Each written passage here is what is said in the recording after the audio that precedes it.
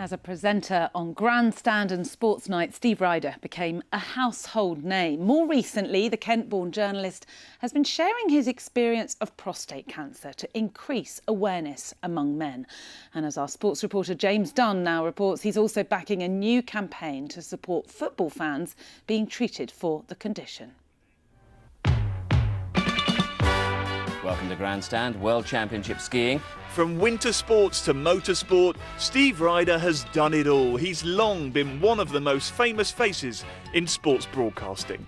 Gary Lineker fills his familiar football-focused role. Been involved in major sport for many, many years. I'm lucky to have survived this long. But 2 years ago, Steve was diagnosed with prostate cancer following a routine checkup. Within 5-6 weeks, I was getting an emergency operation because the prostate was about to let go. And if that happens, your life changes, and everything else becomes, a rearguard battle to try to contain the condition. So I found things absolutely in the nick of time, but most importantly, I found it by luck. Prostate cancer affects 1 in 8 men, but there's no screening programme.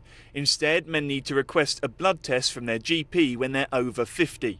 Prostate cancer research wants the NHS to screen men who are at high risk once they're over 45. It really does bring it forward how much I've actually missed it, and I want to get back in the game. There are also calls for venues to do their bit for men who've suffered from prostate cancer.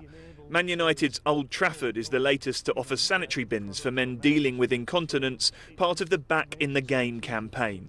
Joe from Kent is helping to raise awareness with Arsenal Football Club. Diagnosed at 50 after a friend told him black men are more at risk, a former hurdler, he said temporary incontinence made him afraid to leave the house at times and keeps many men away from sport. We're going to have men that are suffering in silence at home. They can't go outside to meet their mates.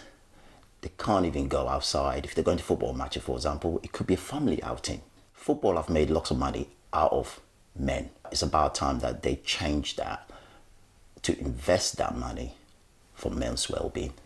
The great achievement of the last couple of years, and Prostate Cancer UK have been at the forefront of that, is removing all the last hint of stigma, of embarrassment and so on. People talk about it now, people joke about it now, but most importantly, people treat it now. Half a century of witnessing some of the greatest sporting achievements of the modern era. Now what he wants to see is more ordinary men winning against prostate cancer. James Dunn, BBC South East Today.